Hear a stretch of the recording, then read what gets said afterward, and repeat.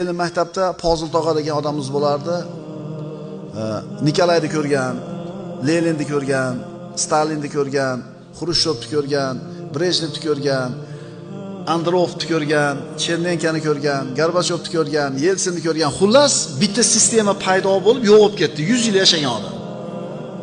Ya'ni aqli pishgan odam, 100 yil yashagan. Oq podshohni ham ko'rgan, Yelsinni ham ko'rgan. Men mana bu aqli pishganinglar Allohga muhabbatli bo'ladi degan narsani tushuntirish uchun aytyapman.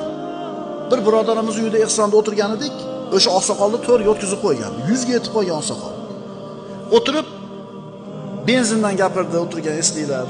Narx-navodan gapirdi, asfaltdan gapirdi, siyosatdan gapirdi. Xullas, dunyoni mashmashalardan gapirdi. Haligi opotada indamay o'tiribdi. 15 minutlar joylashgandan keyin men ham bitta gapirsam maylimi dedi. Hamma jim bo'ldi. Payg'ambarimiz sollallohu alayhi vasallam bir suhbatida mana degan ekan dedi. Odamlarni kompasini qiblaga to'g'rilab qo'ydi. Kerak emas moslar gapirayotgan gaplar. Allohning payg'ambarda so'zi bo'lmasa boshqa gap kerak emas deyapti. Aqli pishgan odam bu. Haligi esliklar birpasda yana estafeta tayoqchasini olishib, "Ha, to'g'ri aytdingiz.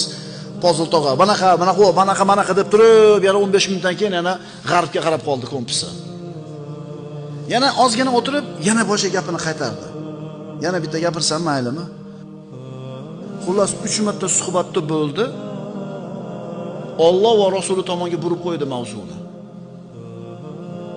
Shunda men xulosa oldimki, "Ey, yosh bolalar, senlar gapirayotgan gap u kerak emas gaplar. Alloh va Rasulining gapi bo'lmasa gapirma" degan narsani aytayapti. Mana aqli pishgan odam.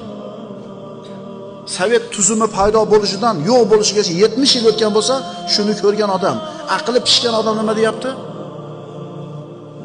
Shuning uchun payg'ambarimiz aytibdilar, kiminglarda aqlilar pishganroq bo'lsa, Allohga muhabbati qattiq bo'ladi.